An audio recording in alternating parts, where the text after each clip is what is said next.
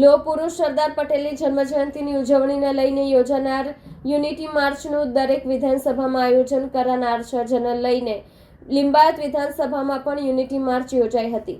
દેશની અખંડતાના પર્યાય એવા લોહ પુરુષ ગુજરાતના પનોતા પુત્ર સરદાર વલ્લભભાઈ પટેલની 150મી જન્મજયંતિની ઉજવણીને લઈ સુરતમાં યુનિટી માર્ચનું દરેક વિધાનસભામાં અલગ અલગ દિવસોને અને અલગ અલગ સમયે આયોજન કરનાર છે, જેને લઈ આજે 16મી નવેમ્બરના રોજ લિંબાયત વિધાનસભામાં નીલગિરી સર્કલથી સંજયનગર સર્કલ સુધી એક વિશાળ યુનિટી માર્ચનું આયોજન કરાયું હતું, જેમાં મોટી સંખ્યામાં લોકો જોડાયા હતા। તો આ યુનિટી માર્ચ યોજવાનું કારણ એટલું જ છે કે સરદાર પટેલના જીવન મૂલ્યો, વ્યક્તિત્વ અને આ કાર્યોને લોકો જાણી શકે। અખંડ ભારતના શિલ્પકાર એવા સરદાર વલ્લભભાઈ પટેલ એમની 150મી જન્મજયંતિ નિમિત્તે લિંબાયત વિધાનસભા ખાતે આજે તમે જોઈ રહ્યા છો ખૂબ મોટી સંખ્યામાં એમની એકતા યાત્રા યુનિટી માર્ચ શરૂ થવા જઈ રહી છે, ત્યારે ખૂબ મોટો ઉત્સાહ લોકોમાં છે। સ્થાનિક લોકો પણ